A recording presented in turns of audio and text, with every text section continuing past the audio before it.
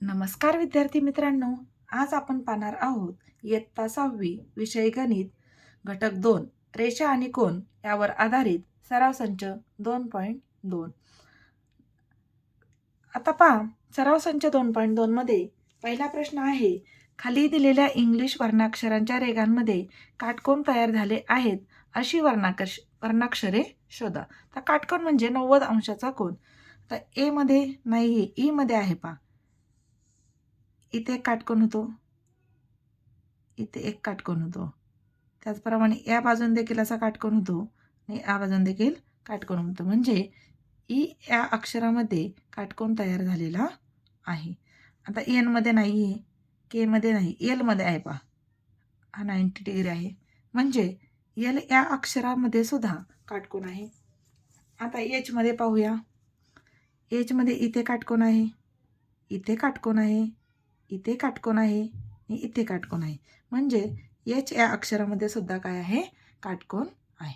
तर प्रश्न दुसरा आहे, खाली कोनांची मापे दिली आहेत, त्यावरून प्रत्येक कोनाचा प्रकार लिहा.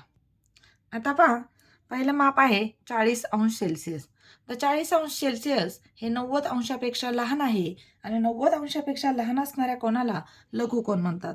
म्हणून 40 अंश हा लघुकोन आहे.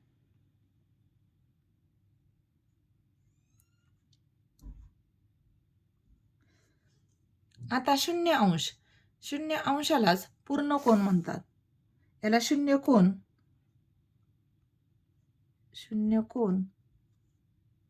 किंवा पूर्ण कोन म्हणतात.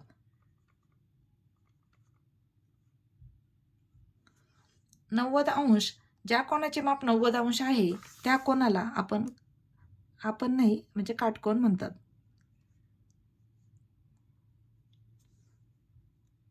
आता 155 अंश 90 अंशापेक्षा मोठा आणि 180 पेक्षा छोटा, त्या कोनाला आपण विशाल कोन म्हणतो.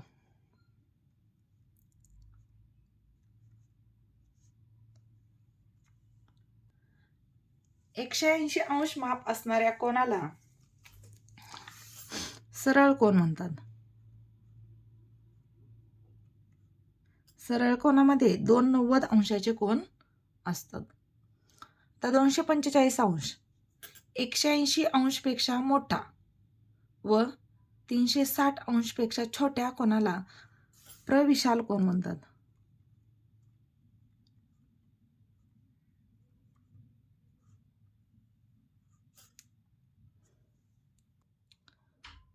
पहा, 180 पेक्षा मोठा आणि 360 पेक्षा छोटा अशा कोनाला काय म्हणतात?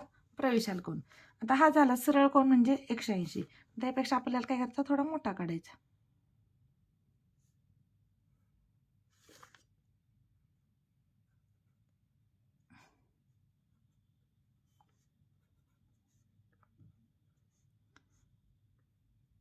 पण हा आपण या बाजूने कोन काढलेला आहे.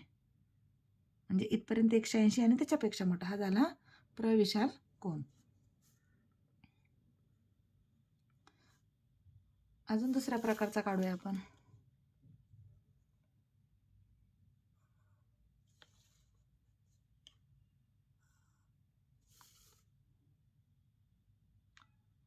हा देखील झाला प्रविशाल कोन क्यू आर.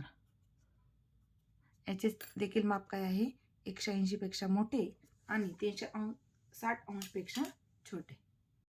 तर पुढील प्रश्न आहे, खालील प्रश्नांची उत्तरे लिहा. त्यातील पहिला प्रश्न आहे, सरळ कोनामध्ये किती काटकोन समाविष्ट असतात? आता पहा, हा झाला सरळ कोन.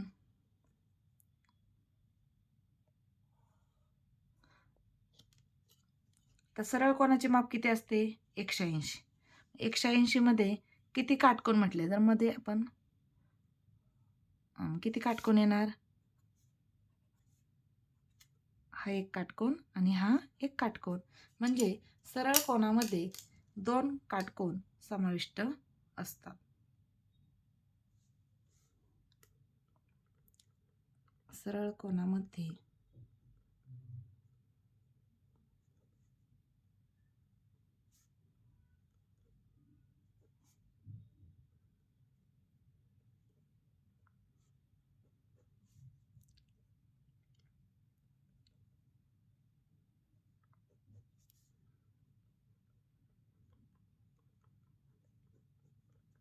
दुसरा प्रश्न आहे, हाताच्या 2 लगतच्या बोटांमध्ये कोणत्या प्रकारचा कोन होतो? पहा आता ह्या हाताची आपली 2 लगतची बोट आहे. आता याच्यामध्ये हा कोन तयार होतो, म्हणजे हा 90 अंशापेक्षा लहान आहे. म्हणजे हा कोणता कोन आहे? लघुकोन आहे. हाताच्या 2 लगतच्या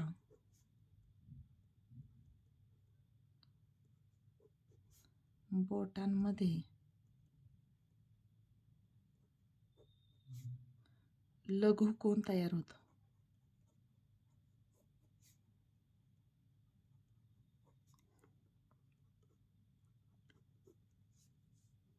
प्रश्न तिसरा आहे, घड्याळात 12 वाजले असताना तास काटा व मिनिट काटा यामध्ये कोणत्या प्रकारचा कोन होतो? पहा, घड्याळामध्ये जेव्हा 12 वाजतात तेव्हा तो मिनिट काटा पूर्ण फिरून 12 वर येतो, तेव्हा त्यामध्ये 360 अंशाचा पूर्ण कोन होतो.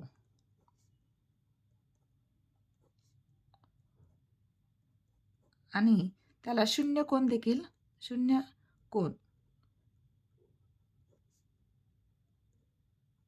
म्हणतात. म्हणजे जेव्हा घड्याळामध्ये 12 वाजतात तेव्हा तास काटा व मिनिट काटा यांच्यामध्ये पूर्ण कोन आणि शून्य कोन होतो. अशा प्रकारे आपण गणितचा सराव संच 2.2 अभ्यासलेला आहे. आता स्वाध्याय 2 आपण पुढील व्हिडिओमध्ये पाहणार आहोत. तोपर्यंत चॅनलला लाईक करा, शेअर करा आणि सबस्क्राईब करा. थँक्यू. धन्यवाद.